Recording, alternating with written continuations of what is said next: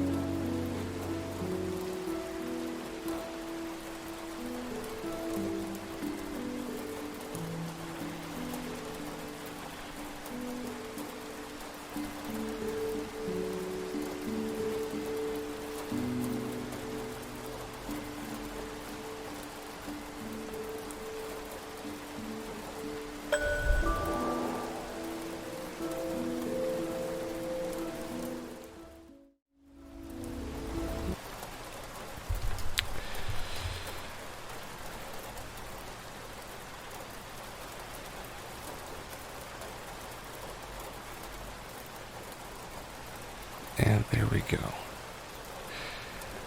Well, howdy, folks. Well, hey there, Rissy. And hello to you, Chia. And Playful. Glad you could make it.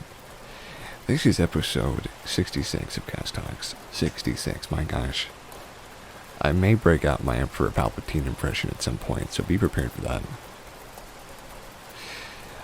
But hello, everybody, and welcome back. It is 7:31, 1 minute late. Thank you for your emotes, Gia. It's 7:31 p.m. on the 29th of January, 2022. I'm not used to saying 2022 just yet. Not just yet, but I'm gonna get there someday. So, today we have a lot of good news. The first and most important good news I have for all of you guys, the important news that is really good, Nom's Chia's Nom, is that there was a recent breakthrough with fusion energy over the week, and apparently there is such a huge progression in the world of fusion that we are now able to power a 9-volt battery with the excess energy being created by flaming plasma. Gosh, flaming plasma. Lordy Lou. I never would have guessed we'd call it flaming plasma, but this is something that my mother actually was very happy with. She told me when I gave her the news that she was not anticipating that she would ever live to see something like this happen, simply because I mean, it is a little bit incredible, isn't it? The idea of having that sort of thing happen in your lifetime. We're actually pretty far ahead by what I've learned and what I've been told by a couple of sources. Which, I mean, I'm happy about. The sooner we get fusion, the better. But I don't exactly know how soon we can count on that. But a 9-volt battery is pretty good, isn't it?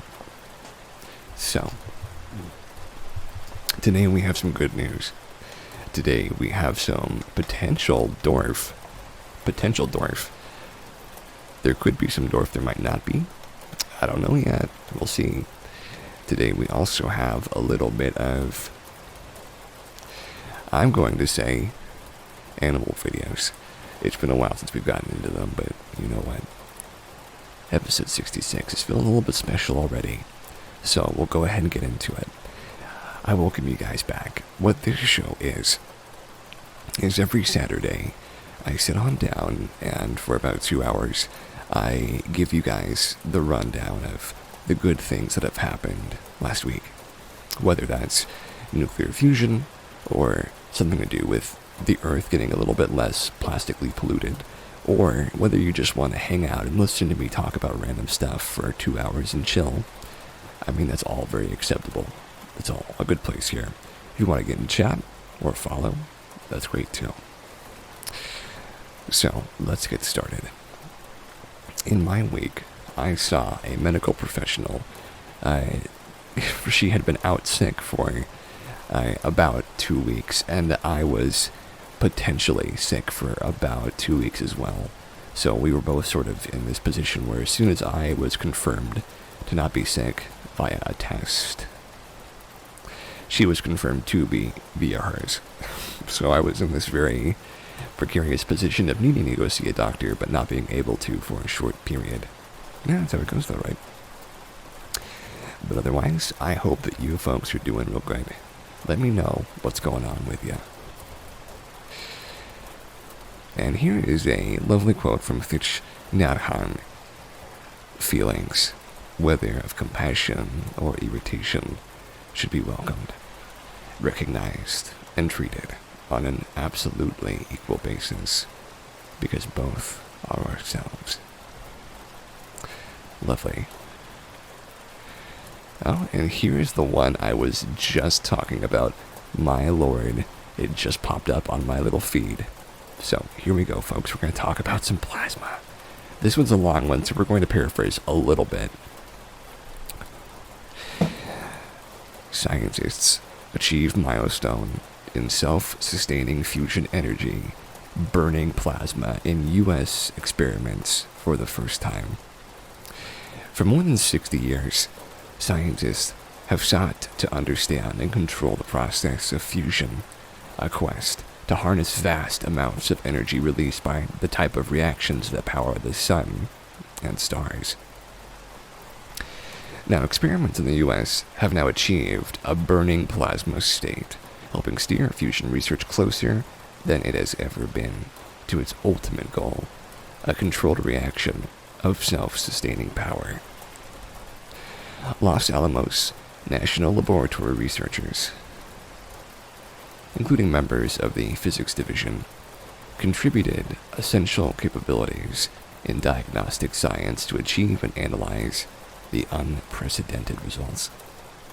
The diagnostic advances helped to transition fusion research to the threshold of ignition, the point at which a fusion reaction generates more energy than it receives and can burn on its own. These experiments indicate a transition to a different physics regime, said physicist Hermann Gebhardt Kleinroth, a member of the team at the National Ignition Facility working on the burning plasma project. The research described in these papers mark where alpha heating in the reactions outcompeted the loss between radiation and heat conduction. It's an exciting time because we're at the point where continued marginal gains in how we conduct our experimentations will lead to exponential improvements. We have a video from Reuters. It's the Reuters vid. Now, you guys might be interested in this. I'm going to show you a bit of Reuters. You can let me know how you feel.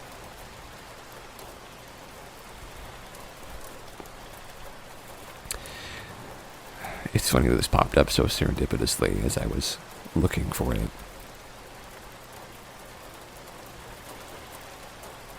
And there we go. Fusion. Let's see how loud this is. If it's too loud, I'll turn it down for you. Many decades, and this is literally decades in the making. U.S. government scientists have announced hitting a huge milestone called, quote, a burning plasma, which marks a step towards self-sustaining nuclear fusion energy. Alex Zylstra is an experimental physicist at Lawrence Livermore National Laboratory. We publishing findings that for the first time we've been able to create what we call a burning plasma in the laboratory. Burning plasma is related to fusion energy research. Oh my gosh. It's a system in which the fuel is mostly heating itself. Oh my gosh. In the past, we've always had I had no idea what I was looking at just there, but it was cool. fuel to get it hot, and now the fusion is actually doing most of the work for us. Using the world's largest laser, the researchers coaxed fusion fuel for the first time to heat itself beyond the heat they Holy naturally moly. produce. The energy they produced was modest, about the equivalent of 9 9-volt batteries. But the experiments represent a big step in the 9-volt batteries, folks. The scientists cautioned that years of more work are needed. From there, the next step is actually we want to try to get to the point where the fuel is heating itself so fast that it can overcome mechanisms that reduce the temperature of the fuel. That would be what we would call ignition. Beyond there, we still need to show that we can produce more energy from fusion than we take to actually start the experiment. Unlike burning fossil fuels or the fission process of existing nuclear power plants, fusion offers the prospect of abundant energy without pollution. Abundant, pure, eternal energy, the power of the sun in my hands. That's what it makes me think of. It's quite an exciting time for fusion. And I think it's also important to note that this particular milestone that we're reporting now is exciting because it's the first time that we're able to study how the fusion fuel behaves under these sorts of conditions, and that's key for building our understanding to guide the path forward. So, my understanding of what he just said was that basically for the first time we're actually causing a relatively helpful reaction from all this fusion stuff. As opposed to in the past where it's sort of just been like, oh, it's just a very expensive experiment. But, 9-volt batteries is something. You could power a few flashlights with that. The laser inertial confinement fusion experiments took place at the National Ignition Facility at Lawrence Livermore National Laboratory in California,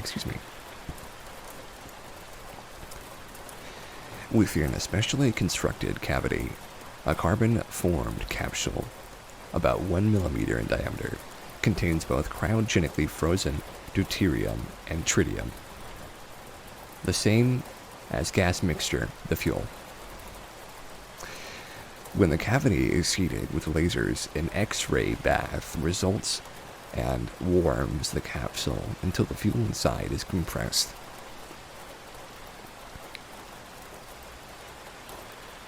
The paper published this week in the journal Nature describes the fusion of deuterium and tritium nuclei releasing neutrons and alpha particles. The latter deposit their energy back into the hotspot of the reaction and, in so doing, contribute to the propagation of the burn. Such an alpha-dominated reaction is sought after as a key element in self-sustaining fusion. It's an unbelievably tough physics regime to do measurements on. We're essentially creating a miniature sun in a laboratory. We're very proud that coming from different fields and different groups with physics, we have the privilege of being part of this very momentous achievement together. Los Alamos physics teams have been able to provide unique diagnostics to show the markers that we are looking for under challenging conditions. Ultimately, the experiments explored the criterion for ignition, how fusion can be generated, and how it can be generated in such a way that it propagates itself, releasing more energy from the fuel than the energy it took to start the reaction, courtesy of the lasers. The experiments and the analysis of the results suggested gradual improvements that could keep more energy inside the reaction instead of being lost to radioactivity or heat conduction, for instance. The fuel fill tube size was identified as a performance limitation through 3D neutron imaging, and future experiments used a specially engineered fill tube that was much smaller. The 4 experiments, or shots, represented significant accomplishments in achieving burning plasma. The 4th shot saw more energy created than was lost due to radiation or heat conduction, and likely may have achieved propagation had the capsule not disassembled in the implosion. The total energy output, including the laser energy to start the reaction, was still a net negative, but the clear improvement represented a tipping point towards self-sustaining fusion. We're right at the cliff of experiments fizzling out versus experiments going into the ignition regime, said Herman Gephardt Klingrat. Once you transform into this regime, thank you so much for the noms, Chia, or alpha heating is dominating, marginal gains in how we do the experiment lead to very large gains in yield. Funded by the U.S. Department of Energy, the National Ignition Facility experiments are testing these challenges that cannot be realized or addressed in any other way. That's a good first news. So here is our next one. Let's see, how long? Oh, this one's really short, it's good. Watch the jubilant Christmas message these surprised Tesla owners got from their car. These Tesla owners have loved their electric car ever since they carefully decided to wade into the EV world, and they've never regretted the move. The lower fuel costs have roughly equaled the high purchase price, and they do feel good about making less of an impact on the planet as they drive. Their Tesla also provided a holiday surprise for the owners in the form of a dazzling Christmas light show. After downloading the latest operating software for the vehicle, the Tesla instructed Dave to press the start button and then get out and enjoy a special message. Dave and his wife watched as the car began to play a majestic orchestral performance of Carol of the Bells, synchronized with not only the lights of the car, but the movements of the trunk, mirrors, windows, and charge point. The whole family watched in amazement as the exciting holiday greeting emerged from their car. Another feature they found was a cozy fireplace video that plays on the control screen, synchronized with the heaters in the car that send out a gentle warm breeze to match the fire, aptly referred to as romance on the control menu. Another Easter egg they found was in the software there was an option to play the sound of coconuts clopping as the car drives. Oh, I know what that's from. Well, I'm not going to read the rest of that, but I'll show you what this looks like. We can't probably play most of this because it's very copyright, I'm sure. Let's move this one around a little bit.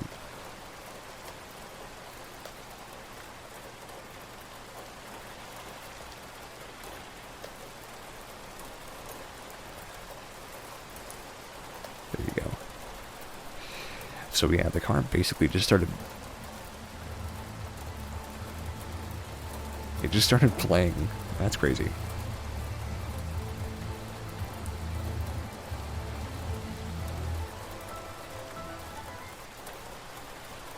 I mean, I don't think that the Founding Fathers ever expected us to reach this far. I know it's crazy to think that we've come to the point where our cars can play music for us like this.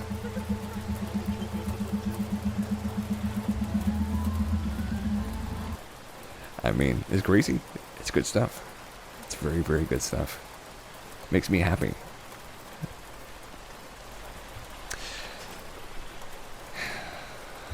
There was something I was going to say, but I think I might have forgotten it. Oh well. I have been enjoying playing Skyrim very much.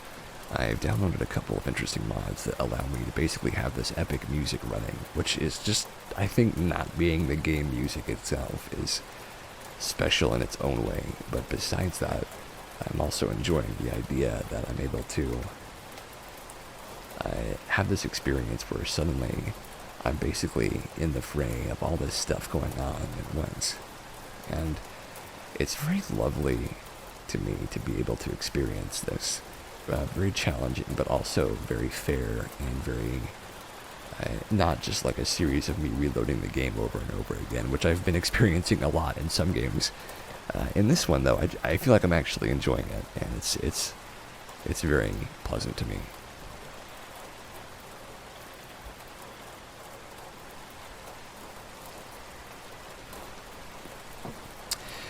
So let's get into the next good news. Mystery garbage man in Wisconsin neighborhood is revealed to be a 75-year-old veteran. For weeks in the frigid Wisconsin winter, neighbors in Appleton were puzzling over a sudden mystery. On garbage days, they would trudge with their trash bins down their long driveways of snow and ice, and in the evenings the bins appeared back at their garage. Melody Lutenegger, who lives in the neighborhood of Grand Chute, first asked her husband, but he replied, "No, I'm not bringing the garbage cans up." Then she thought it was the garbage company and decided to stake out the area to discover the identity of the good deed doer. It was the day before Christmas Eve, she told WFRV, Local 5's Barrett Tryon. And I got a little gift for them and stood there, waiting and waiting. At 8:21 in the morning, she saw Richard Ponslov, a 75-year-old senior who lives a few streets over, coming up the driveway with the Luteneggers garbage cans. WFRV broadcasts a regular segment called Positively Wisconsin to show inspiring people, and Richard turned out to be quite inspiring.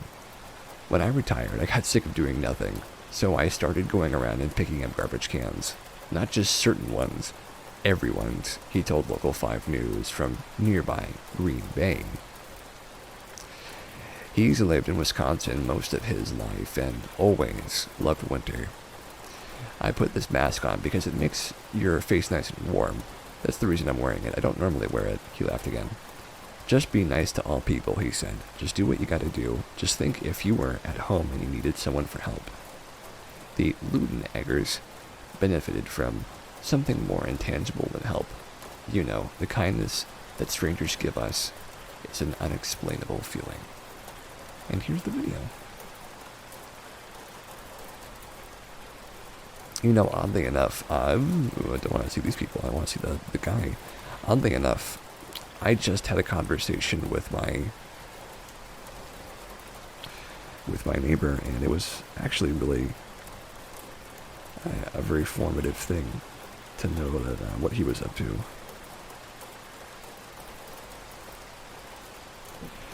I don't usually see my neighbor very often, but when I do, you know, it's a pleasant surprise, and we may even hang out and have a bonfire together later in the year.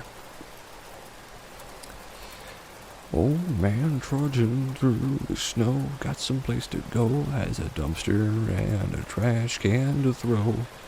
Gonna go out when it's nice and cold, gonna see if he can make people not fold under the pressure of the immense freezing frost. That's all I've got. Anyway, I hope you enjoyed that. But yeah, this dude's a bro, as I think a couple of streamers I like would say.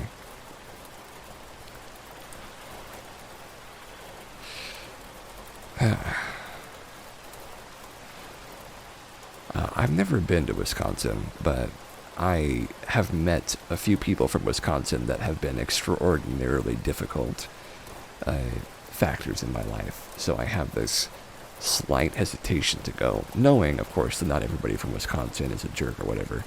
But it is very strange to me that there are seemingly a lot more people with mental issues. And this, I don't believe this is true, but this is what I remember someone telling me once, so take this as not being true.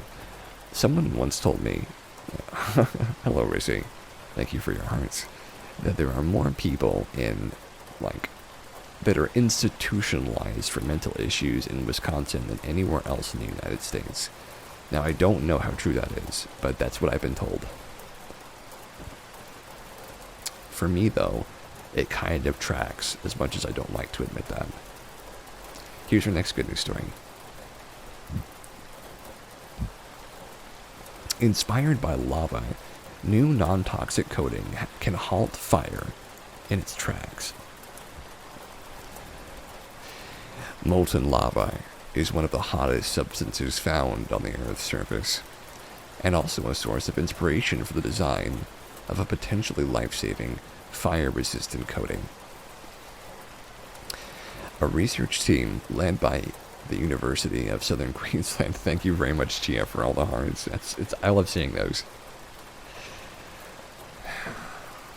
Southern Queensland chemical engineer and Australian Research Council future fellow, Professor Ping-Yen Song, has developed a non-toxic fire-extinguishing coating that could save buildings from being engulfed in flames. Professor Song said lava sparked his idea of a hybrid coating that would melt and then gradually form a flowing but non-combustible ceramic layer when exposed to extreme heat. Molten lava is like a viscous fluid that is a flowing liquid but not flammable. Professor Song said, once cooled, it solidifies to become a ceramic layer that does not support fire. Inspired by this interesting phenomenon, we designed a fire-resistant coating that can, thank you for your hearts, Rizzy, they can create a non-combustive ceramic layer which can offer fire protections for the underlying substrates, just like a fire shield. Professor Song said spraying the coating on building materials such as thermal insulation foam, timber, and steel structures during construction could prevent disasters like the Grenfell Tower blaze in London. Polymer foams were identified as the main cause of recent catastrophes and disasters, particularly in that same fire. Solid wood materials, also widely used in buildings but extremely combustible, can also trigger fires, like the Notre Dame blaze back in 2019. Fire resistances have been used in building materials for decades, but most are not effective enough, costly, and sometimes difficult to mass produce. Professor Song said their version offered better protection and could be used in other application settings, such as wooden furniture, mining, tunnels, and transportations. Our fire-resistant coating produces a very robust and thermally stable ceramic layer, compared to existing coatings, which usually produce a protective layer that is fragile and degrades at high temperatures, he said. Professor Song said that the fire-resistant coating still had to undergo further testing and refinement before it could be commercialized and put to widespread use, which he hoped would be within the next 3 days. 3 years, 3 days. The research, which was financially supported by an Australian Research Council Future Fellowship, was published in the journal Matter. Well, lovely. So I think that in the future, I always feel like when I say in the future, I sound like some kind of trailer. In the future, there will be fire-resistant coating on all things, clothing, sunscreen, and even food. Nothing will ever catch fire in the future. The future is resistant to fire. Anyway, that's just my thought. Visit Fortlandia, where designers have built odes to childhood fort buildings in Austin, Texas. Well, I like the idea of this already. I don't think I'm going to live in Texas, but if I was going to, I'd visit this place. Look at that. It's crazy. It's an annual mass fort building event, and it's going on now, which for years has brought smiles uncountable to the faces of children visiting in Austin, Texas. Hosted at the Lady Bird Johnson Wildflower Center and Botanic Gardens, Fortlandia is a celebration of childhood fort building, in which architects create a different fort to tickle the imaginations of those young and old. Building forts is a universal childhood experience, whether out of blankets and pillows, sticks and leaves, or refrigerator boxes. It is the pinnacle of big picture creativity. I built plenty of pillow forts when I was younger. Now open until January 31st. Fortlandia 2022 features 8 forts built by professional architects and artists arrayed along a nature trail for kids, so they can explore and pretend to their heart's content. This is still open, actually. If you guys want to, if you're in the area, you should definitely go try and visit this place. It sounds pretty cool. Color space architecture from San Marcos, for example, contributed the Critter Stack, which creates a play and meet and greet environment for kids and forest critters. By integrating natural stack materials within and on the installation, the Critter Stack invites Fortlandia attendees to consider life forms smaller than themselves and to take a closer, respectful look at the wilderness that we can help support outside our front doors. And it's pretty. Children are also invited to crawl right up to the installation and imagine what it is to become a little critter themselves, they added. Designer Jody Bade made the Critter Cafe, which is pulled by a vintage garden tractor and filled with child-safe kitchen equipment for that most persistent of childhood fancies, tea time. For the 2020 exhibition, Perkins and Will built a fort entirely of bamboo tubes, allowing kids' tireless knees to crawl them about inside an enclosed yet natural space. I do love me a good tube to crawl through, I have to admit. There's not much more in this world that I would love to explore than a tube that has good lighting and stuff. Each year since it debuted in 2018, up to 10 different forts each year dot a 16-acre stretch of the Texas Arboretum, part of the Botanic Gardens, with majestic trees framing the model forts. Before starting their journey to the secret hideouts in the woods that most of us only dreamed of, kids can pick up their past forts to document their adventures, map the fort locations along with the animals and plants they find along the way, and the friends they've made, and compare notes for the next year. You know, I'm very jealous that children get to do this now. I certainly did not have this growing up, and I think I would have enjoyed it. Oh no, do you get caught in the spider's web? No! Like a fly in the web. This reminds me of that new Five Nights at Freddy's game. Honestly, these children are having more fun than I think people had with that one.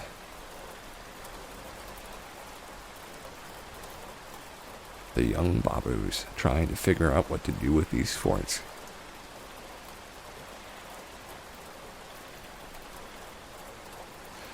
Yeah, I am a fan of jungle gyms though, even though I feel like they can sometimes be a little bit uncertain of like where the intention of playtime and stuff is. I'm so lawful. I always find that like I can never play in an area where you're not supposed to be playing in. I have to have like designated play areas and stuff. But when I'm in them, I always play in a unique way, so I suppose that's something. I'm going to have to watch out for that if I ever have children, to not make sure they have designated play areas, like draw a cube they can play in. That's not a good idea. I won't do that, I promise. No, it's a typical, like, weird parent thing to try and do, I suppose, like from a sitcom almost. Reminds me of Malcolm in the Middle. Well. The young childies going about trying to play with the craziest places you can imagine. So, for our next good news story, we have a Betty White story. Betty White, who was 99 years old when she passed away just last year. That woman, she did not get cheated. She was, I think my friend Ain was saying that she is honorarily 100 years old at the day of her passing. Because, I mean, when you're 99, you're basically 100. There's not a big difference there. I don't actually know that for sure, but I think it is a lovely sentiment regardless. But yeah, Betty White, she raised almost $13 million. Oh, I made myself yawn. I'm sorry about that. For animal shelters to honor the late celebrity of Betty White Challenge. Joanne Worley and Loretta Swit were among the celebrities who began a campaign on social media.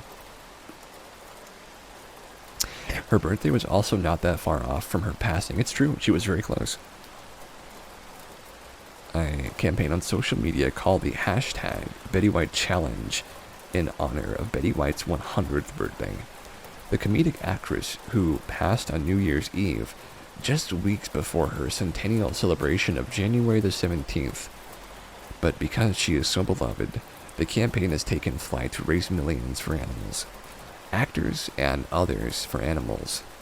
The charity, for which she served on the board of directors, good for her. Being on the board of directors of any company, no matter how big, it sounds very impressive to me. You know what I mean? Like, even if it's just like 50 people, board of directors is like, that's a very ominous and impressive and sort of tyrannic title, in a way. It sounds like some kind of awful, like, Illuminati, in a way. I won't talk about that, though. Launched the campaign asking for donations for $100 for Betty's 100th birthday.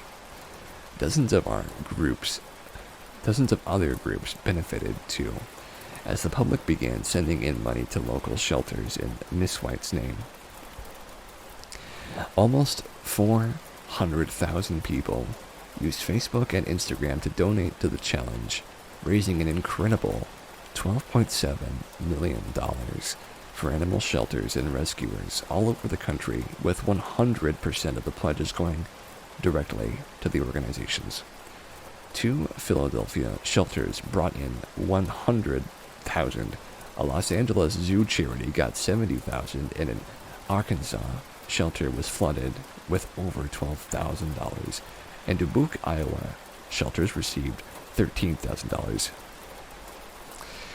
Betty had prepared a video to share on her 100th birthday, which was recorded just days before her passing. Her team posted the video on her Instagram page as a farewell greeting to her fans. I just want to thank you all for your love and support over the years. Thank you so much, and stick around.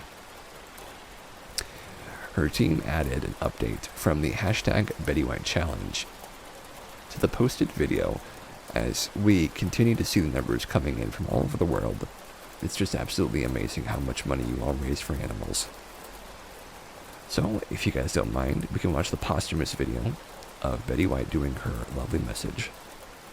Yeah, I find it crazy that she didn't make it to 100. She seemed to be in such good health. I mean, Like, relatively, somebody who's 99 years old, usually, like, there are more signs, but sometimes it just happens. But look at her, she's still got so much youth and energy, despite obviously being wrinkly and, you know, a more aged, of course, for 99. But she's still walking the red carpet, still showing up and getting pictures taken of her. She doesn't have, like, some kind of debilitation from what I can see, and she's still hanging around and doing stuff. You know, she was not in any way removed from being able to actively live her life because of her age. I really hope I can live to be that old and to also be that happy and that active as well, because it's very easy to see somebody. She made the best of her age, and she always did that before that unfortunate final day. Yeah, I mean, what you can say is, sometimes people live multiple lives in their same existence, whether it be 18 years, 26 years in the case of my friend Y, and sometimes even 100. Honestly though, Betty White, even in her final days, she was kicking it. You could tell that she had strength, no matter what happened to her after that. Those last days, she was still doing well. I hope that her passing moments were peaceful, though. I hope that for everybody. But either way, we are on to our next news story. Gonna leave all those thoughts behind us for now. The 19-year-old just set the record for the youngest woman to fly solo around the world. Gosh. 19-year-old Zara Rutherford has made a grab bag of records after completing a 32,000-mile, that's 52,000 kilometers, circumnavigation of the Earth, landing at Kortrijk-Wevelgem Airport in western Belgium on Thursday. She became the youngest woman and first Belgian to fly solo around the world, as well as the first person ever to do so in an ultralight aircraft. It took her 155 days, my lord. The previous youngest ever woman to accomplish the celebrated feat of aviation was American Shasta Weiss, who also founded a nonprofit called Dreams Soar, which Rutherford was supporting on her long journey. A funny twist of fate saw the two globe-trekkers united on a stopover. Yeah, not even a year, but that's pushing it, am I right? Rutherford made the 41st country crossing to inspire more women and girls into entering other STEM fields. But obviously, and particularly aviation, remarking on how only 5.1% of pilots are women. She described the occupation to CNN last year as a career where you basically get paid to travel around the world. She's also supporting the nonprofit Girls Who Code. Well, lovely. We need more code girls and gamer girls in the world. We need more of them. We just need more people. We need more women. Just more women around, doing good stuff. That's all I want. More women. But, you know, that's just me. It wasn't all smooth sailing for the 160-mile-per-hour ultralight aircraft, and both extreme weather and visa difficulties. That's the one thing you're going to have trouble with, is your visa, of course. The bureaucratic red tape of traveling through countries at this time. Even when you're in an ultralight 160-mile-per-hour aircraft, you still have to worry about your visa. Originally planned for 3 months in 52 countries, the route had to be changed due to unscheduled landings, such as to avoid wildfires in California, and a denial for crossing permission over China. I would say the hardest part was definitely flying over Siberia. It was extremely cold, and it was minus 35 degrees Celsius on the ground. Oh lord, that means it's even colder up there, Rutherford said during a press conference on Thursday. If it's 35 on the ground, and it's windy, like, it's gonna be like minus 50 or something, that high in the air and like a mile higher.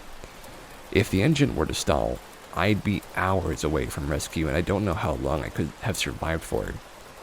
Rutherford was piloting the carbon fiber and epoxy Shark Arrow. Ah, look at her big old smile there.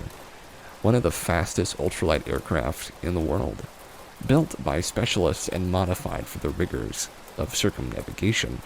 Let's take a look. Da, da, da, da, da, da. You know what I mean? Whenever they have the ship moving. She reminds me of Ellen Page a little bit. Just the way that her face is moving. I do like moon glass. I'm telling you guys, the next time I buy new glasses, I'm going to buy moon glasses. I don't know what exactly they're going to look like, but they might look like that. Because I'm just getting more and more into them as time goes on. They're just so classy.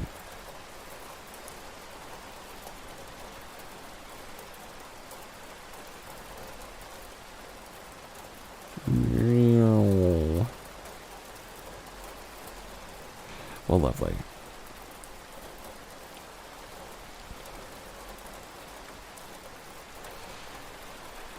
So here's another good one. It involves some pretty looking sand. College seniors fix erosion in New Orleans by resuming citywide bottle recycling to crush them for sand. It was during a conversation over a bottle of wine, one which they knew would simply end up in a landfill, that a pair of New Orleans residents started their own nonprofit glass recycling service. In what appears to be a no-brainer, the pair collect glass bottles and grind them down into super soft sand to use as disaster relief, eco-construction, and even new glass.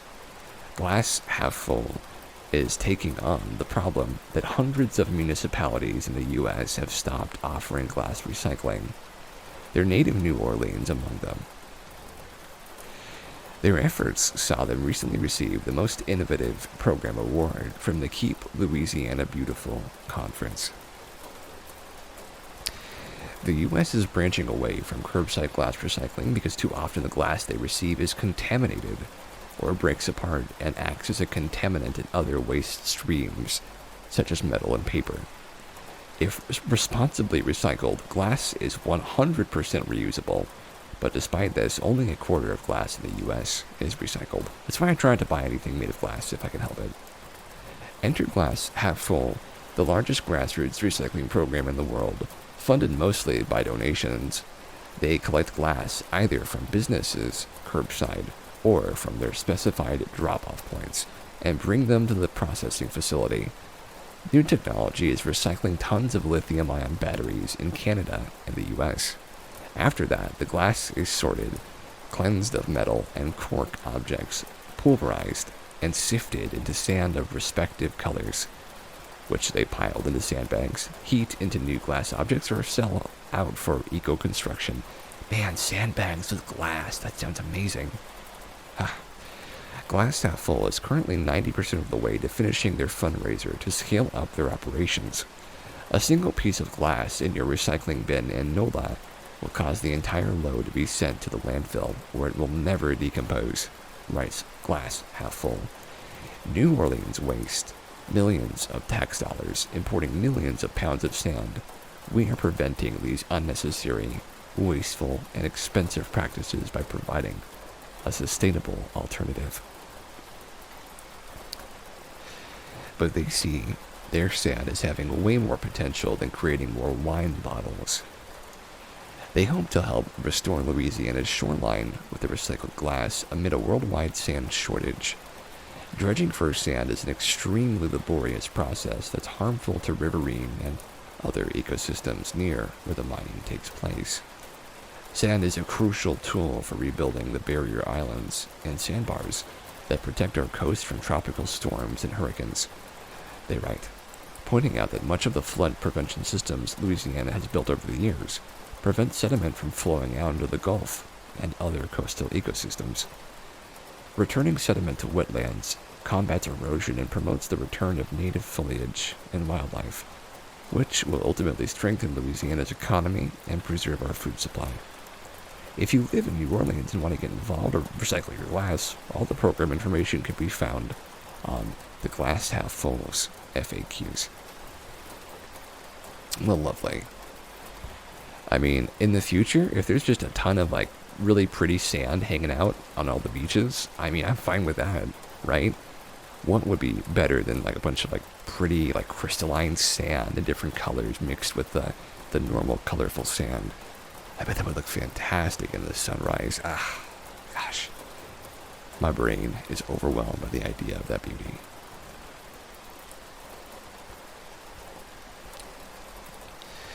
So folks, I'm going to take a short break to go to the bathroom and get some more tea. I'll be right back though, okay? Don't go anywhere.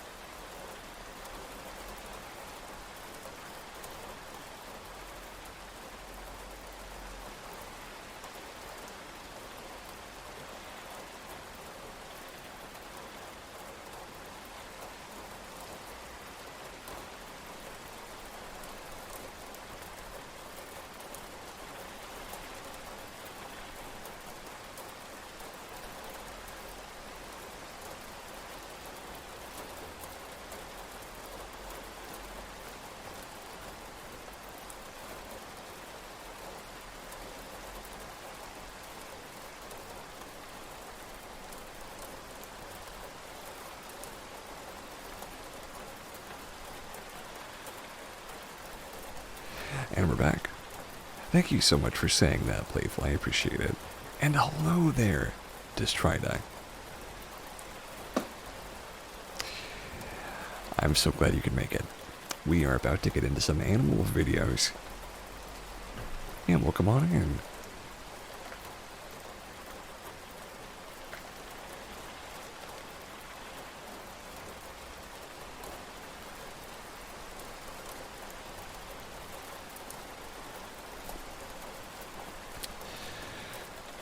Let's see. I have one just for you guys to watch. I think you're gonna like it. Hey, kill it more. That one's stupid. Watch later. Oh my gosh, I had to yawn pretty badly right there.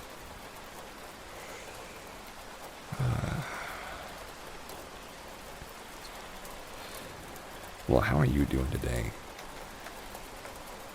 Just try to, how are you doing? Let me know how you're feeling. Here is our first video. My German Shepherd's first day at puppy school by Jade the Sable GSD.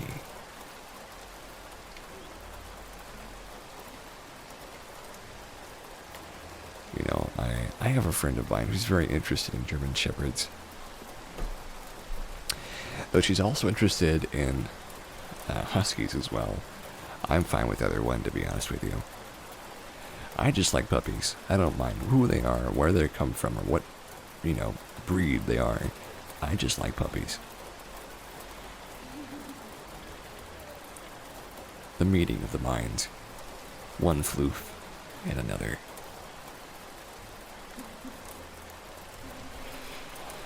I'm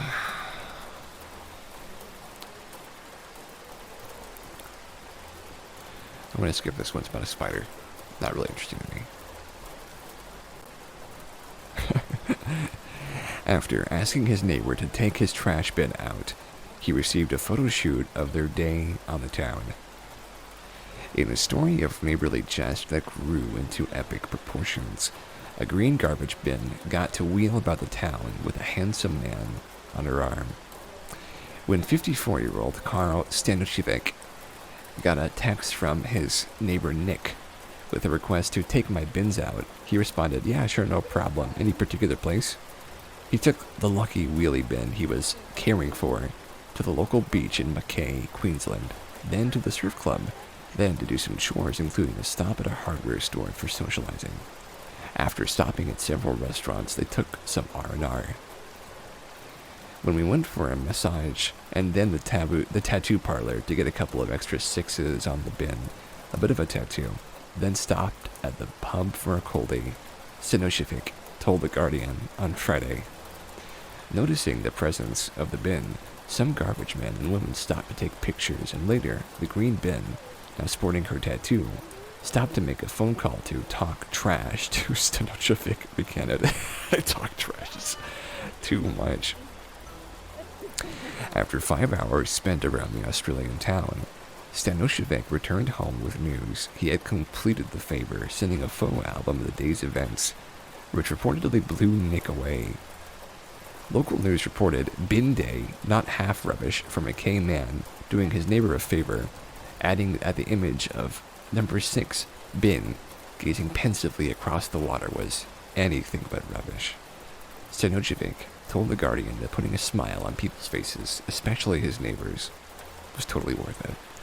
Especially since Mackay is a town that relies on tourism and so was hit hard during the recent events. He said of his neighbor, "We catch up for a beer when we can and have a chat and have a few laughs. He's a beautiful person. You'd do anything for him." He said, "Take my bin out." If he had said, "Put my bin out," it would have just been a normal day in Mackay. Oh no, it's Co Carnage. I didn't mean to show your video, Co. I'm sorry. That was not intended. There we go. This is the one I was trying to show.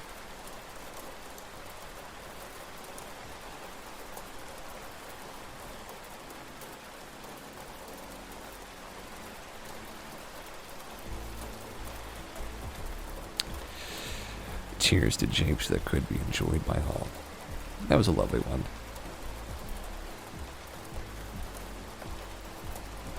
Gigantic planet found hidden in plain sight. An astronomer and a group of eagle-eyed citizens, as citizen scientists, have discovered a giant gas planet hidden from a view by typical stargazing tools. The planet TOI 2180b is the same diameter as Jupiter, but is nearly 3 times more massive. Researchers at UC Riverside also believe it contains 105 times the mass of Earth in elements heavier than helium and hydrogen. Nothing quite like it exists in our solar system. I'm getting distracted by the rabbits. Rabbits eating strawberries, my lord. I'm not sure how much more cute you can get. I think some funny cat compilations are in order.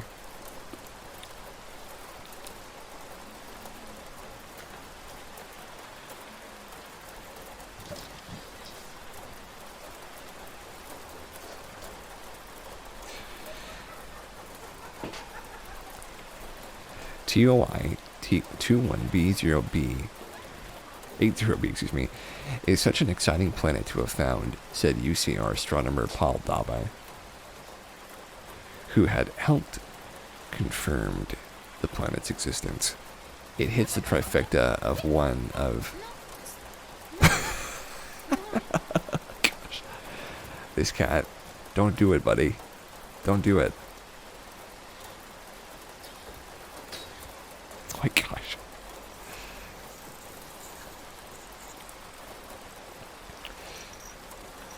It's such an exciting planet to have found, said UCR astronomer Paul Dalby, who helped confirm the planet's existence.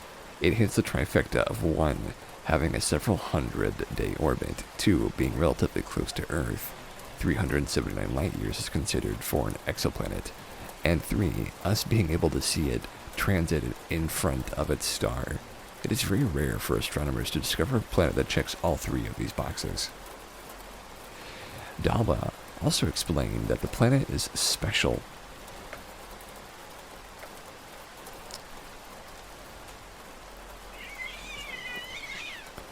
No, don't fight.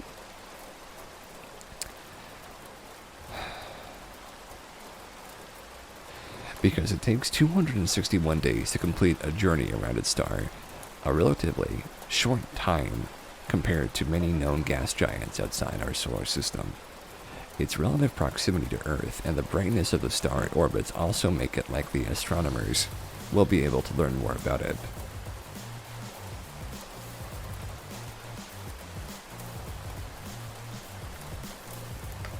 I've had enough of this. Where was the one I was looking at? Or was this one? Oh, I know what that was. I know what that was. I think we've seen this one before. I just love the idea of a cat in a lobster outfit. I just love it. What can I say? I'm a very simple man.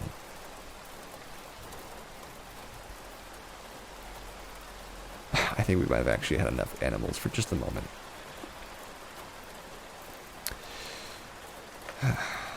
But anyway.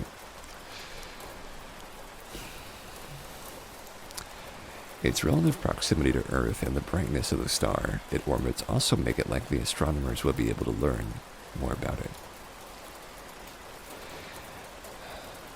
The Citizen Planet Hunters group takes publicly available data from NASA's satellites like TESS and looks for single transit planets.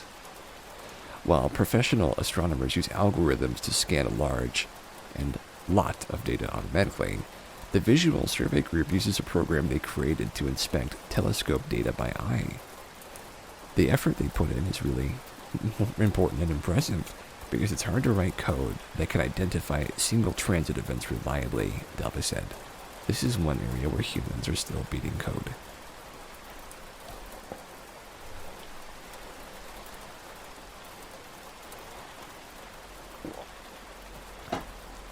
For now, the humans have the edge in this one.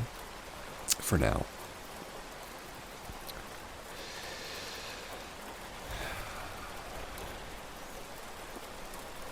Here's a good one. Babies use kissing and sharing their food as signals to interpret their social world. Learning to navigate social relationships is a skill that is critical for surviving in human societies. For babies and young children,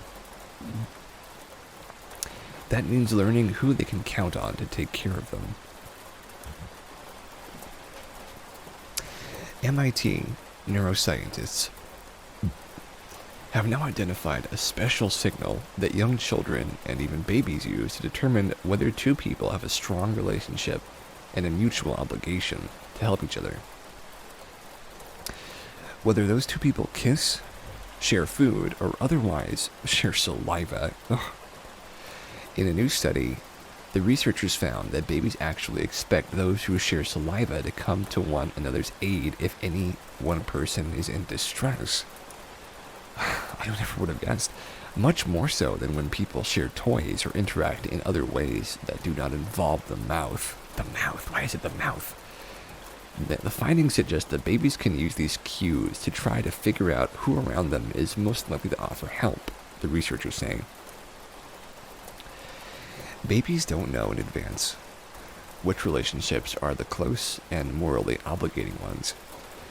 So, they have some way of learning these things by looking at what happens around them, says Rebecca Sachs, the John W. Yarv Professor of Brain and Cognitive Sciences. She's a member of MIT's McGovern Institute for Brain Research and the senior author of the new study in the journal Science.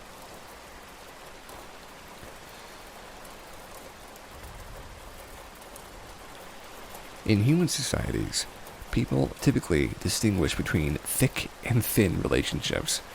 Thick relationships, usually found between family members, feature strong levels of attachment, obligation, and mutual responsiveness. Anthropologists have also observed that people in thick relationships are more willing to share bodily fluids like saliva. That inspired both the question of whether infants distinguish between those types of relationships and whether those sharing moments might be a really good cue they could use to recognize them, Thomas says. This is actually kind of making me a little uncomfortable, to be honest with you, after talking about this so much. The findings suggest... You know what? I'm actually going to move on from this. It's a little too much for me, to be honest with you. I don't know why that one thing is bothering me. I don't know why that got me. Goldie the pufferfish went to the dentist for work. Now look at her smile. Aw. I love pufferfish. Just so honest looking. They'll just puff up if they get scared. They'll puff up. A pufferfish was recently rushed to an animal dentist to have her teeth sawed in half after they grew so long she was unable to eat. Goldie the porcupine pufferfish was losing weight because of her giant gnashers. Her worried owner, Mark Byatt, rushed the 5-year-old fish to the vets, who sedated her by filling her fishbowl with a mild anesthetic solution.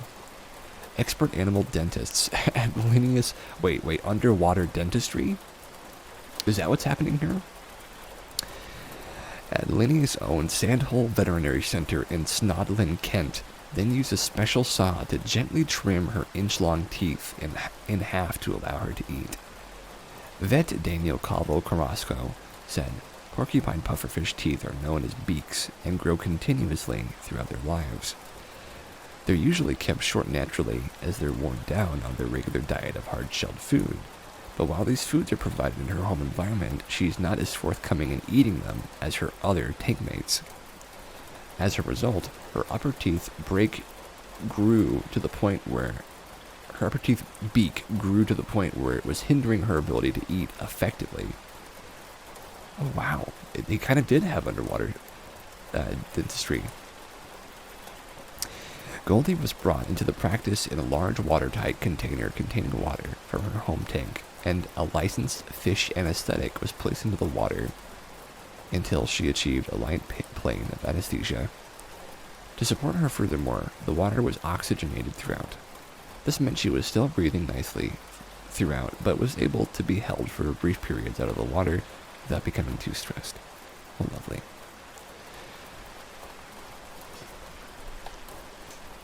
Veterinary nurse Debbie Addison held Goldie in a damp towel to prevent her from drying out, or triggering a defense mechanism which can see pufferfish inflate to twice their size.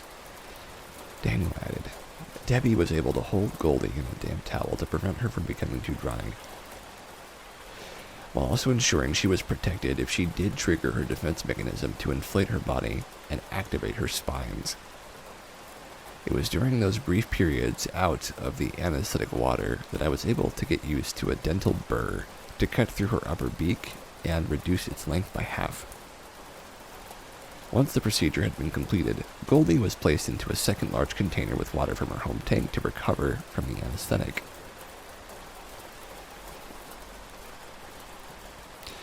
She responded well. Within 5 minutes, she was able to stay upright in the water, and within 10, she was back to happily swimming around. Oh, it's lovely. Oh, what a cutie. The whole procedure went swimmingly and was conducted in under an hour without any stress at all, and Goldie was back home and eating well within 2 hours. Goldie is now in her tank at home in Leybourne, England, following her trip to the dentist earlier this month. Relieved owner Mark said, "About 3 months ago we noticed her beak in the front was growing very quickly, even though she was eating cooked cockle and shell every day. We aren't sure why Goldie's teeth never really managed to grind themselves naturally, but we knew we needed to get them filed, although we were unsure about how to achieve this." Yeah, that seems like a difficult job to file the teeth of a pufferfish. "I was also very concerned about the process of getting Goldie to the surgery, as transporting large tropical fish is not without risk. We're just thrilled to have Goldie back home. She's thriving back in her tank and none the worse for her visit to the dentist." I want to get one last look at... Aww. What a cute fish. Very, very pretty eyes.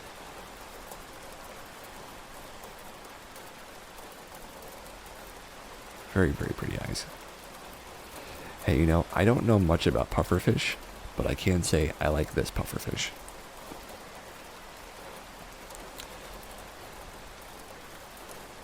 It's another one of these nice, lovely plastic thingies that I like so much. It's amazing what some people can do with animals. I agree with you very much. It's very wonderful to see people handling animals so well and treating them very respectfully. New company turns 100 tons of non-recyclable plastic into building blocks for construction. If I had more income to invest in different things, this would be one of the things I invest in. This sort of company that turns plastic into bricks. Like, that's what I would do, because that seems so useful. Recycling doesn't always. Pufferfish can be dangerous, but it's because they feel threatened. It's a way to defend themselves. Yeah, they have to, because they have to make sure that if something's coming after them, then they're safe. Most fish don't like the idea of something that gets bigger and also that has spines on it. They usually think it's like a barnacle or something. Like, oh, I'm not going to eat that. It's crazy. It's a very good defense mechanism, I have to say. Most fish don't want to deal with a pufferfish. Too weird.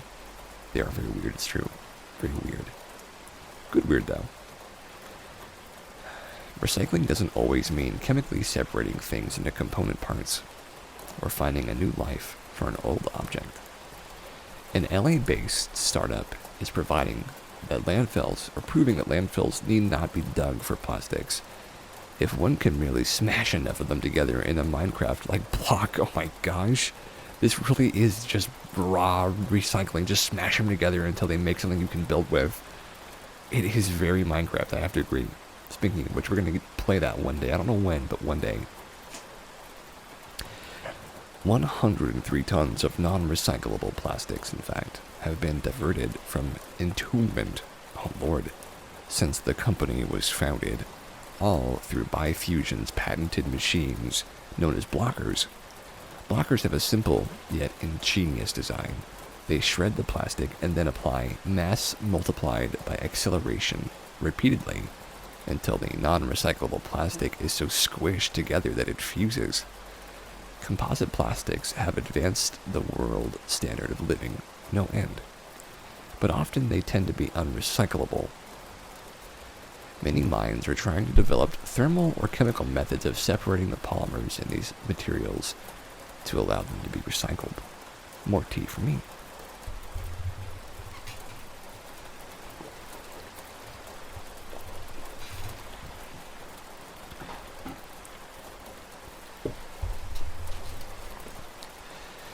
Bifusion have avoided this problem by cutting out the middleman and simply turning the material as it is into a new, composite, and ridiculously durable construction block.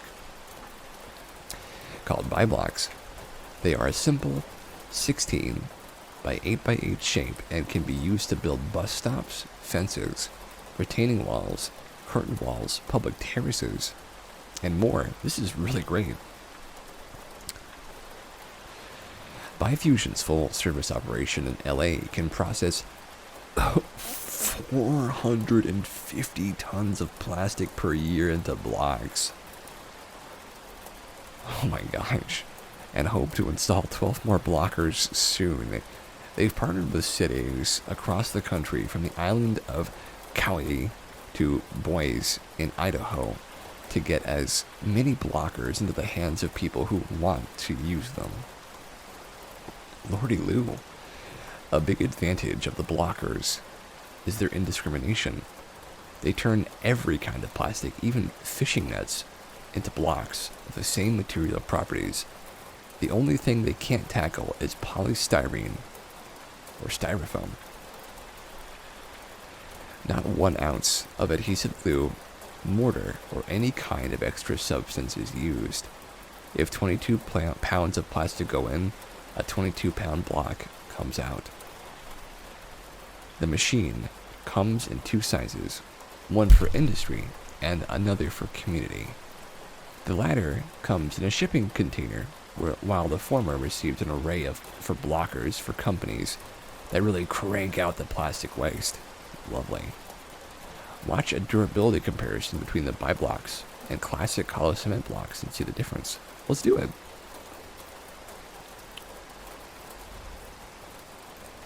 I've got myself a nice big block of plastic. Maybe it's better than the ones I've seen made of concrete. No. Maybe it's obscene because there's so much garbage and it looks kind of weird. Maybe I'll change my mind as soon as it pops out. And I changed my mind already. Oh my gosh, it just like bounced. Oh, I can't break it. It's so tough. I just can't break it. This sledgehammer did nothing. It's so tough. And you can drill into it too. Lovely. You can spray paint it too. My gosh, people, do you know how awesome it is to see this? This is the way that we are meant to use plastic. We're meant to do this. Like this is the future of building, of life. Imagine coating these in that fire-resistant paint. That's how it's meant to be done. That's what it's meant to be. I honestly love that story. That was a great story. Made me happy. Okay. Billionaire Mark Cuban opens online pharmacy to provide affordable generic drugs. Let's see how far this. No, that's not too big.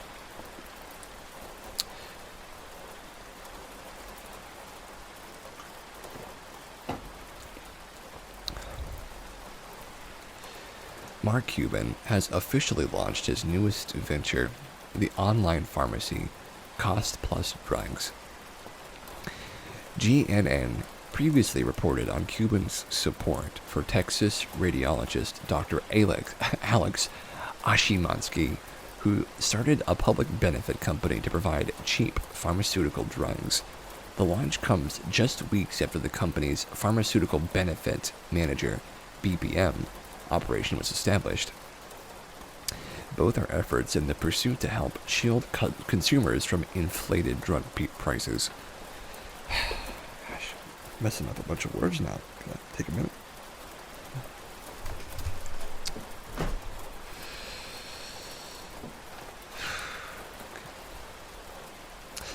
According to a September 2021 Gallup poll, 18 million Americans were recently unable to pay for at least one prescription medication for their household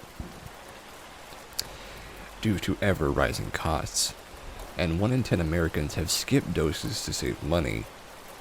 The pharmacy's launch represents the first milestone in bringing affordable medications to millions. Notable medications that epitomize the pharmacy's savings include imatinib, a leukemia treatment that has a retail price of $9,000 per month, but with MCC-PDC costs $47 per month. Oh my gosh. Wowzers. That's some savings right there. mesalamine, an ulcerative colitis treatment that retails at $940 per month, comes in at $32.40 per month with MCCPDC. The gout treatment, colchicine, retails at $180 a month. The lowest price with a common voucher is $32 per month, and with MCCPDC, it costs $870 per month. Holy moly, folks, that's a lot of changes right there. We will do whatever it takes to get affordable pharmaceuticals to patients, said Alex Ashmiansky, CEO of Mark Cuban's Cost Plus drug. The markup on potentially life-saving drugs that people depend on is a problem that can't be ignored. It is imperative that we take action and help expand access to these medications for those who need them most. As a registered pharmaceutical wholesaler, MCC PDC can bypass inflated markups. The pharmacy's prices reflect actual manufacturer prices plus a 15% flat margin and pharmacist's fee. Because the company refuses to pay spread prices to third-party PBM administrations in order to be allowed to process insurance claims, the online pharmacy will be a cash pay venture. However, its model means patients can immediately purchase a broad array of medications at prices often less than what most insurances plans' deductible and copay requirements would total. This is kind of news for me too, considering I do take some prescriptions. In November of 2021, MCC PDC entered the PBM industry to serve companies providing prescription coverage in their employee benefit plans. MCCPDC has pledged to be radically transparent in its own negotiations with drug companies as a PBM, revealing the true costs it pays for drugs and eliminating spread pricing and misaligned rebate incentives. MCCPDC anticipates its PBM could save companies millions of dollars with no changes to its benefits, depending on the size of the employer, because it will eliminate the traditional PBM model. The company plans to integrate its pharmacy and wholesaler with its PBM, so any company that uses such services will have access to wholesale pricing through its online pharmacy. Holy moly, that's a big deal. Good way to go, Mark Cuban, assuming it's honest, you know. We've only got a few left. Well, I hope that you guys are enjoying the show so far.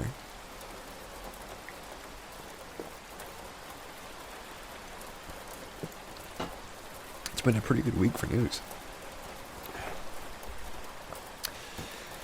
Let's see, what am I doing after this? After this, I may keep talking to a friend of mine who I have good feelings for. I may hang out, play some Skyrim. You're glad you made it. I'm glad you made it too. I really am.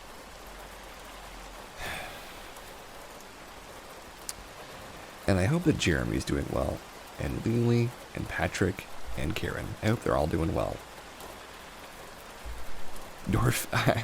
I might dwarf it up, it's true. I might dwarf it up.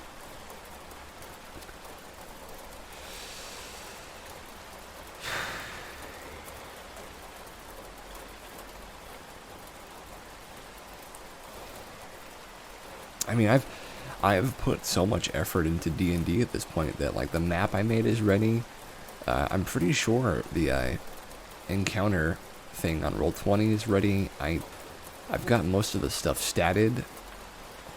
I think I got everything I was planning to do finished. So I feel good about that, at least.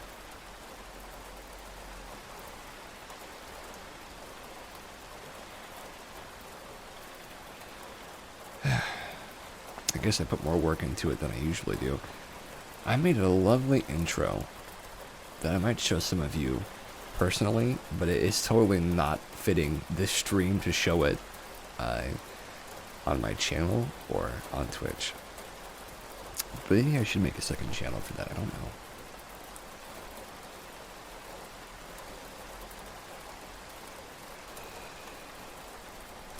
Okay.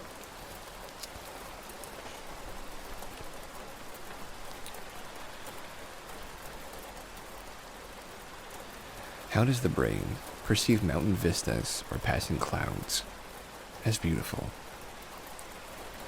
You are beautiful. I think of that song.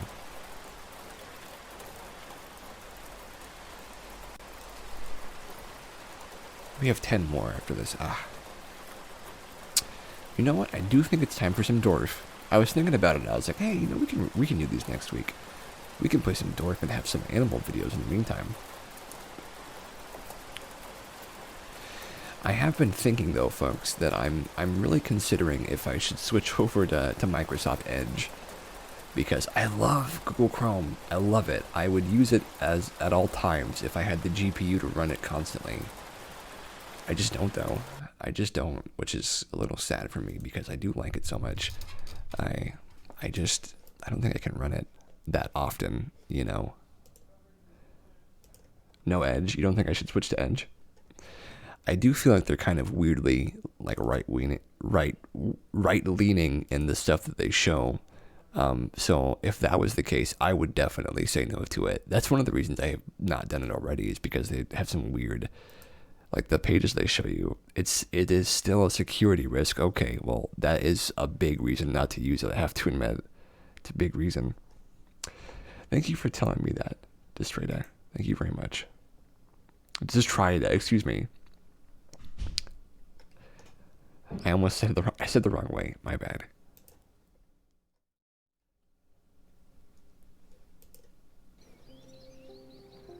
Here we are. The Dwarf. The Dwarf.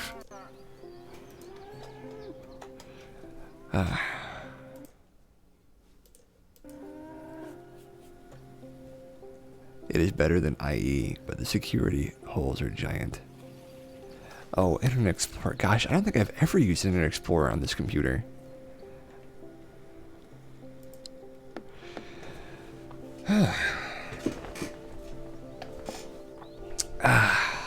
It's good to be back in Dwarf.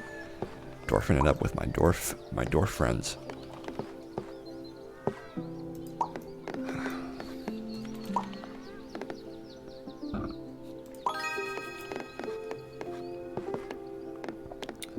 That's beautiful.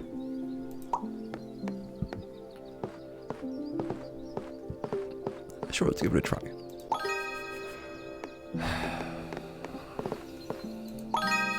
Gosh, look at that start. It's a great start.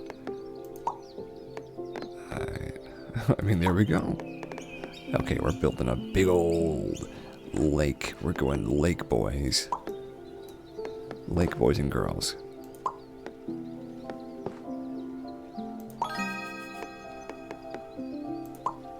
Oh my gosh, we're doing really well right now. I'm happy about this. Okay.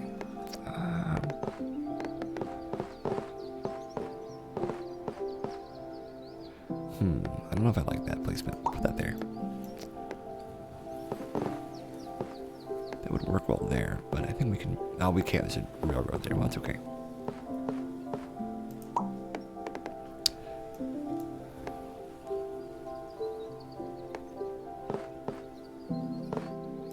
Let's try that. That works better there or there? Or works better here.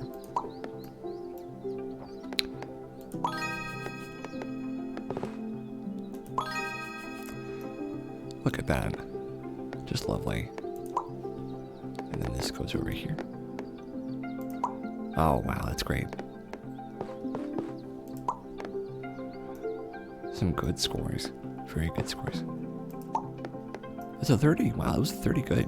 Very good. Can we... We can! Oh, it's a double stacker.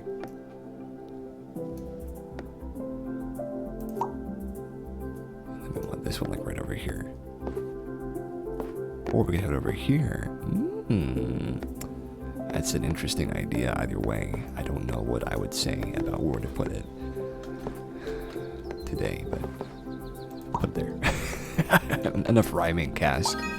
Just put down the hexagon already.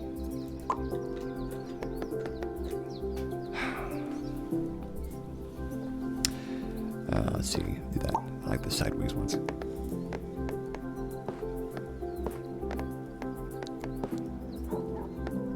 Put down the darn hex already. That's what I have to say. Let's try this one over here. There we go. There we go. 165 pluser. I give this one a little shot there. Then finish this one up too. Finish this one up. This one was just a 9. I actually don't have just 9 there, so I'm gonna have to use something else, but that's okay.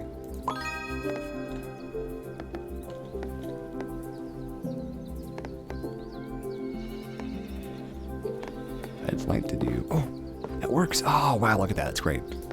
It's just great. This one only wants 13. I think we can make it 13 right here somewhere. Okay, yeah, we can. With this. I am a genius. Gosh. Oh, wow, it's great. It's a plus 30.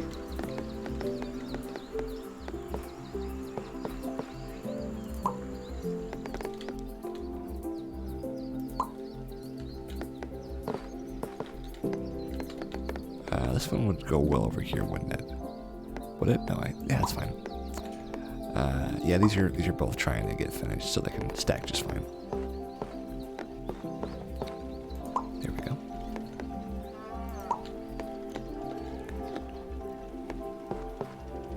Wait, this one's 13 only? So this is more than 13, so it doesn't like that. Okay, okay. We'll find something for you to do, buddy. We'll find it.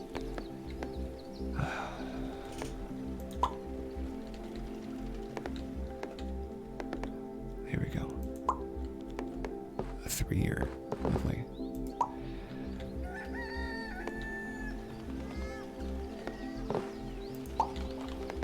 $209 pluser.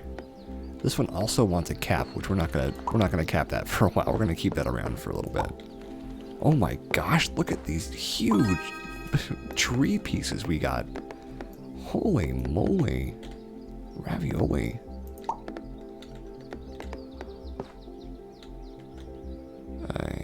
I don't know if I like that there. I don't know if I like that there. We'll do that instead. And then do that. There we go. Lovely. Just lovely. And this one needs one more and we're good. My gosh, look at that. Okay. And then there. And then we can do one right here, I think.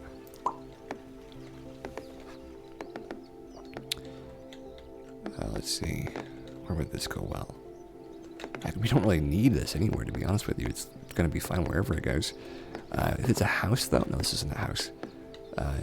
Oh, I guess we could do this over here. Yeah, I guess that'd be fine. This would like a house, so we'll put a house there.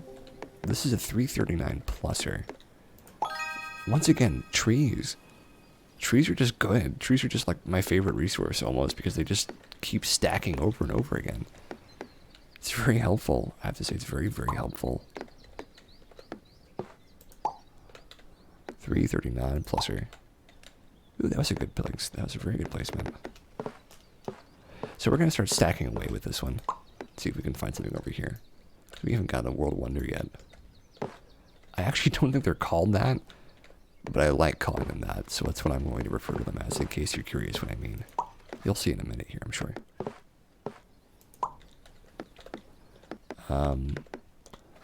No, we want like this. Okay, we need to sort of get this figured out right here because it's kind of getting out of control right there.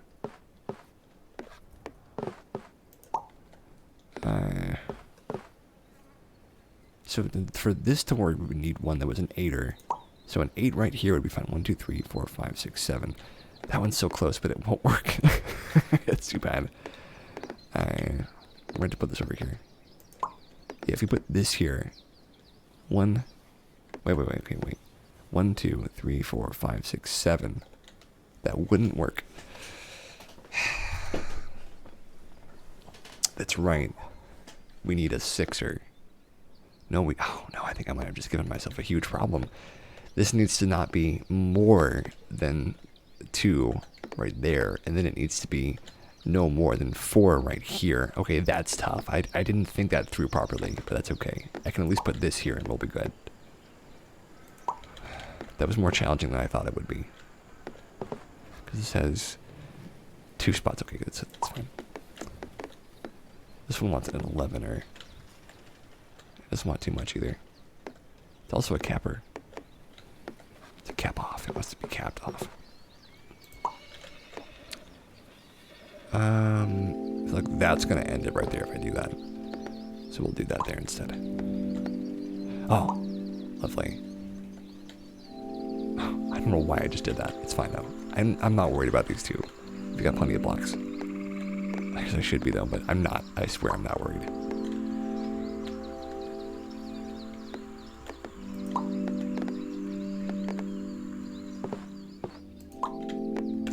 More trees. Trees are very useful. They're a very good resource in this game at least.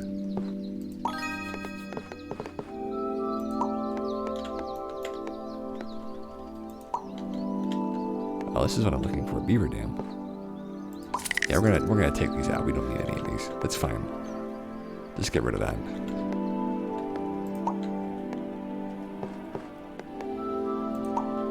That's 20 right there. This is a railroad. This is the rare railroad / water feature that I don't see very often around here. It's very uncommon. I think I'll have that one go that way. This is an 11 with a cap.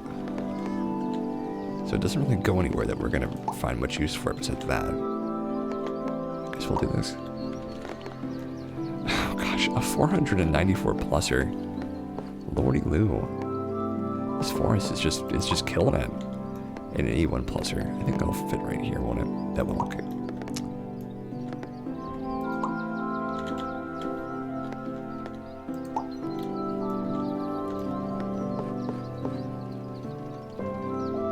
Actually, can we like just worry about this first? Yeah, I'm gonna worry about that first.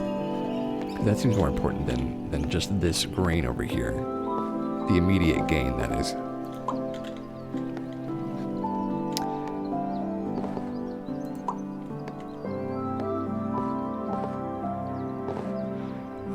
Do we have a better spot for that? Not really. That's fine. This one wants a 6 only. No, that's too much. I don't know if we should start a new one just for that. Honestly. We can start something over here and see what happens. 529 plus. Lord. That's where we found something before. Good.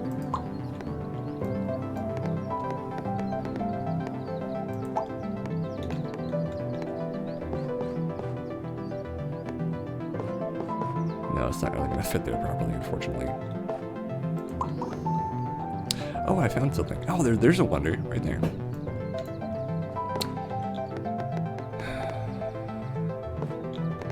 I think we should not cut that off too soon. Though it's got 5 flags running through there, so maybe we should consider capping it off at some point. I just don't want to lose any resources. I'll do this if I have to, but I'm gonna keep using it and exploiting it for a little while, as long as I can.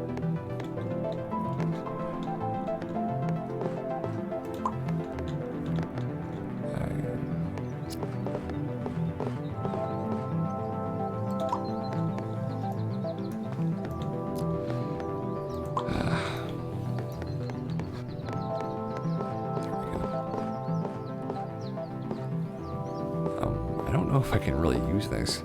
Can I? Oh, I can't just put that there. Good. I was like, I don't think I can use that for anything, but I can. I totally can. Okay.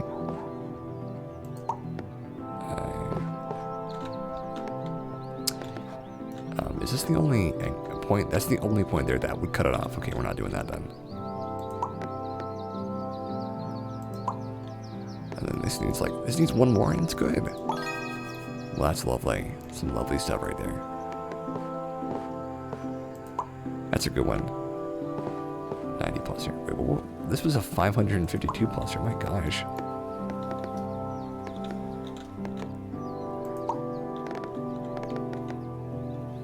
We haven't had any railroad stuff at all. Where were we heading for before? We were going in this direction. Okay, sure, we can go in this direction. It's fine with me. See what's going on over here. Graham and a World Wonder. Always my favorite. Love when they get finished. It's just a good feeling.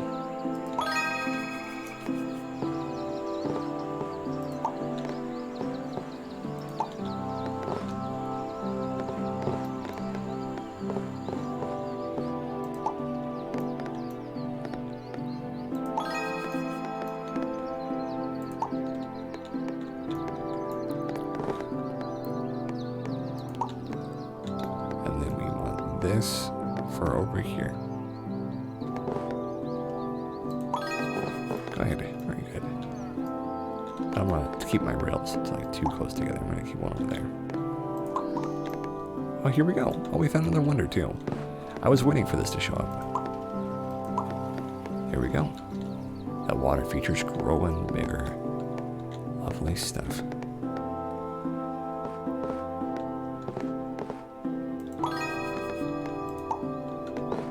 And then we get one over here. Oh, I didn't know those connected. Wow. That's new. That's new for me. I didn't know that they did that. I never knew. I never knew. Okay. And this is a 42 plus. Wow. Is this the biggest grain that we have right there? I feel like we have one bigger than that, but I can't see it, so I guess not.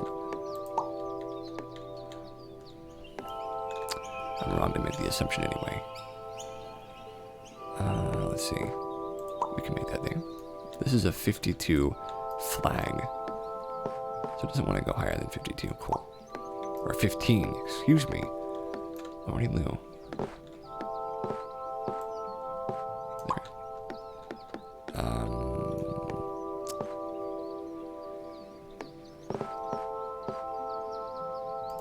Oh, it's a pretty one.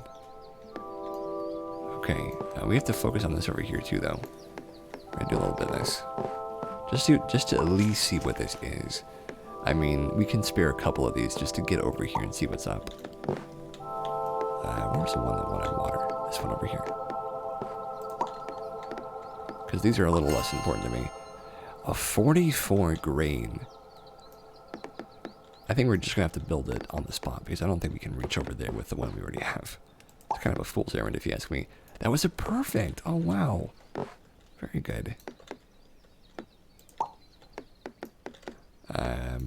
So which grain do we want to focus on first? This is a 44.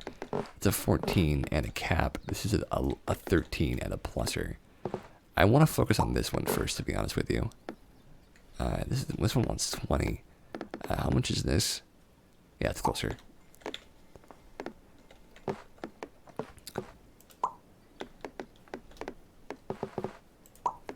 Okay. This one wants 12. Is this 12 or is that too much? That's too much, okay. How much is this? This looks like it might be close. It's very close.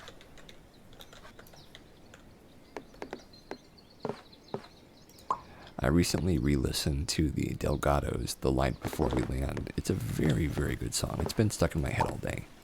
It's also the theme and intro song for an anime, which the name I can scarcely even say. Is called Gunslinger Girl. It's a very interesting anime. I don't think I can watch it because of my predilection to the content that is displayed, but it is it's very pretty, and the music is very good as well.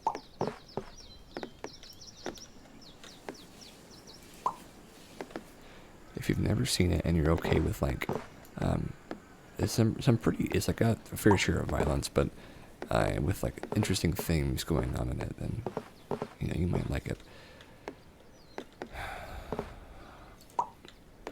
Always happy to recommend quality content, even if I don't completely enjoy it.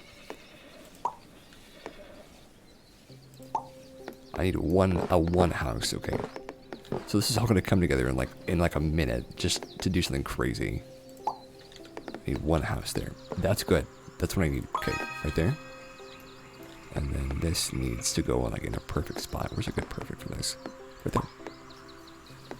That's a plus 50. Oh my gosh, that's crazy. Do we have any other houses we need to finish off?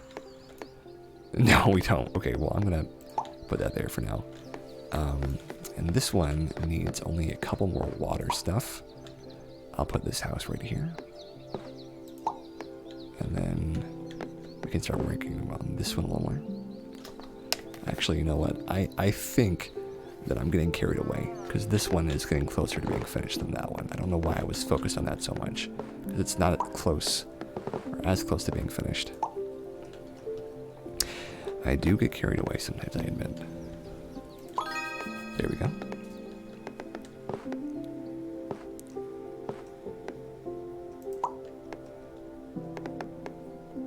I do think we'll cap this off here, though, because it's great, but I don't think we are able to sustain the need for it at this point. We should have already gotten the most out of it, I'd say.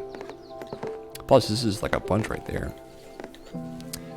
Okay, that and that. Yeah, this is a 49 with a cap. Okay.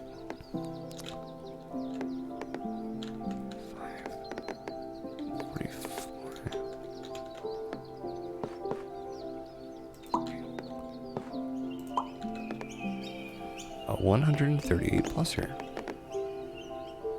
That's definitely a good place for it.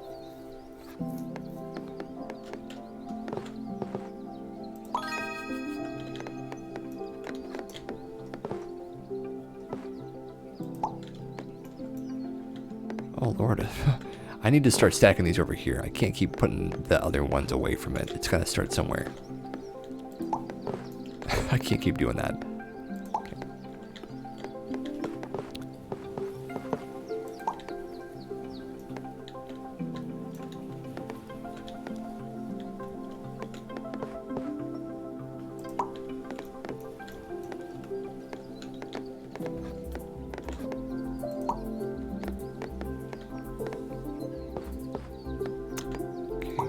Good.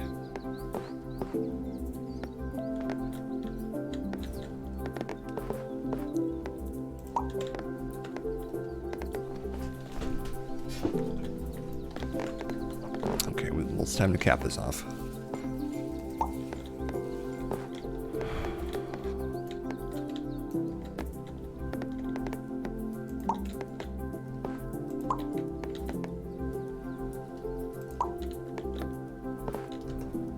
Oh gosh, a plus an 862 or no. I can't resist the urge to add more to this. It's just so useful. Gosh, it is so useful though. It might be the end of my. It might get me canceled though, unfortunately, if I keep it up.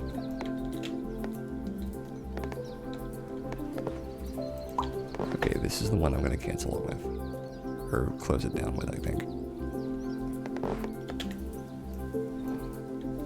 Is this also a flag? No, it's just a normal. Okay, this is the end then. Or is there one more? Ah, there's one more. Ow! Or drats. Drats. Come on, close it down. There we go. Saved from cancellation for another day.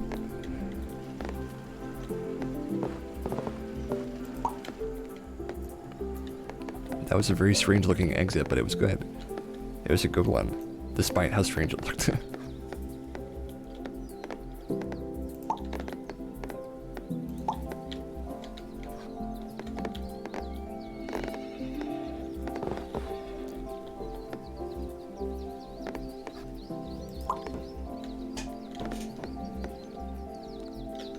Do we really need water right now? Yeah, we could get some water on this one, but the grain is really important over here, so I'm going to grain it up. Worry about the rest later.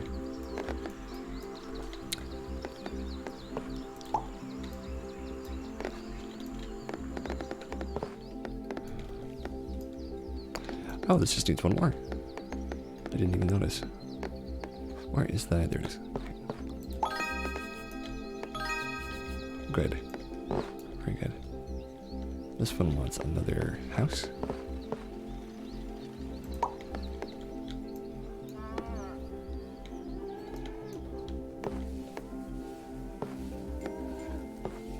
Can Can I connect these two somehow? I feel like I could. I don't know how though.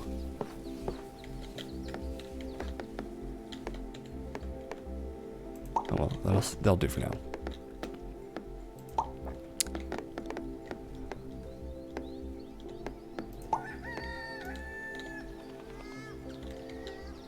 So there's another wonder over there. We still have to focus on this wonder though, because we're not quite ready to take our eyes off of it just yet.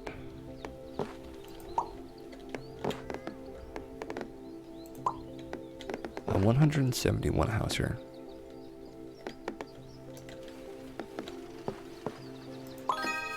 Okay. Where are they? Oh, this is plenty more places to expand into. Okay, cool. I just wanted to make sure.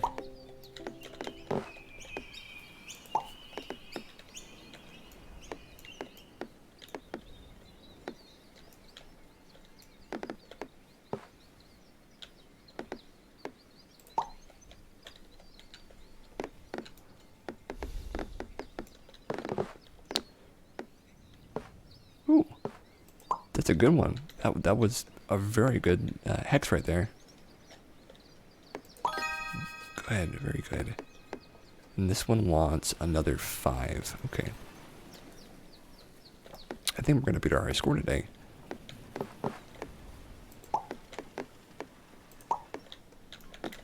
A 191 plusser. Keep the plussers coming. That's all I can say. Keep them coming.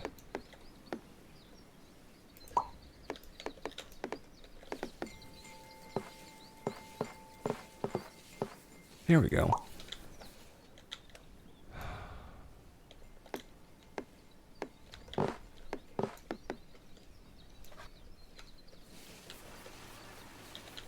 No, I'm not going to do that there. I need to keep it so that that one is like a big area. Because if I close that off too much, it won't become a lake. And lakes are really good.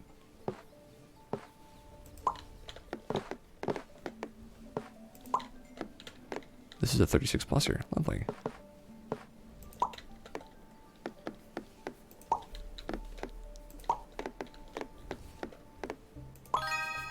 Hey, there we go.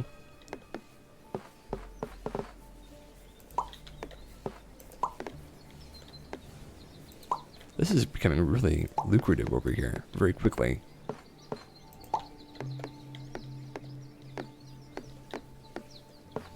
Can we find a better spot for this? There we go, that's good. It's plus 20.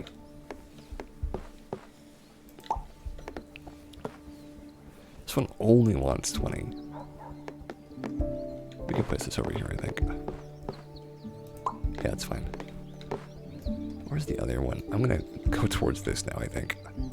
We've got a look. Oh, no, actually, we don't have time for that. We have to focus on these because we could still lose if we're not careful. We're not too far away from being canceled that we can just start wasting time like that. Can we get a 2 for here? No, I don't think so.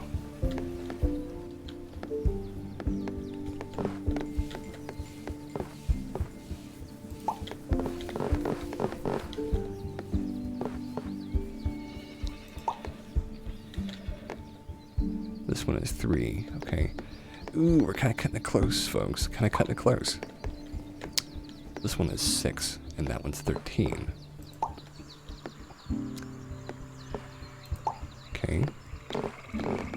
So if we get one more rail, we'll at least have 5. I don't think we're going to, though. I think we're gonna run out. No, we've got another rail. Okay, we'll survive for now, at least. Oh, it's real close, though. This one should go over here, I think. Oh, actually, we could make this work if we get 3 more. Or if we get 1 more, then that one's going to be okay for now. So this is going to give us the plus 5. And this is going to at least advance us closer to this one over here. So we can at least see what that is. Because trees aren't that important to us right now. But houses are very important. Even if it makes a weird block because of it. Grain. Yeah, grain's pretty important too. We should focus on grain. There we go.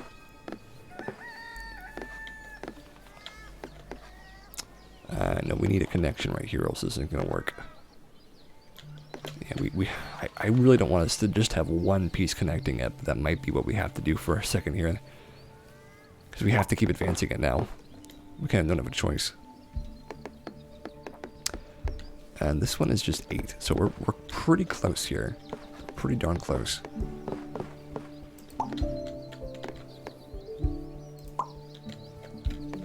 So 6 more, we could do that. Oh, it's the ending of a railroad too. How much fortune is that? No, I know I want to put it there, but I can't. I need to focus on making these work. I know it would be so useful to put that there. It would look so good. Can't do it though. We have to focus. Because we don't have any railroad. No, we don't have any railroad stuff right now. We're good. Let's see. Put that there. Hey, a 34 pluser. Well, now we've got railroads to worry about. Not so bad. So if we get one more house, we will not get canceled. But if we don't, we are canceled. I don't see a house. I see railroads. I think that's it, actually. I think we're done. Because I don't see any way for us to stave off cancellation with this set of things that we just got. No, folks, that's it. We did not beat the high score, fortunately. We came real close, though. It was a good start. Let's see, what time is it now? Okay, it's time for us to finish up.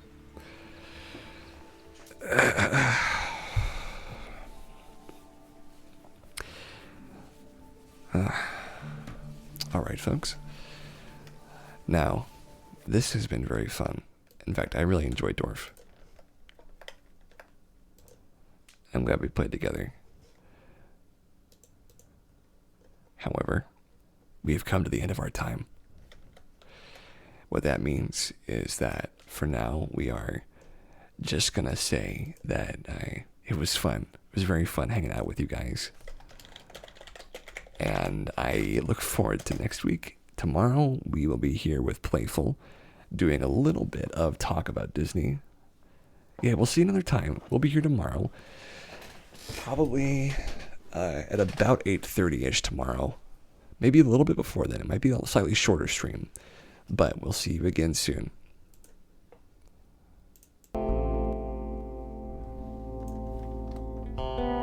So thank you guys for coming. The Dwarf is fun as always. I like the Dwarf. And thanks for listening to the stories and coming to chill out and having a nice time. As always, it's been great. I look forward to the next time we get to do this. And see you again soon. Have a safe night and take care. I'll see you next time. Bye-bye.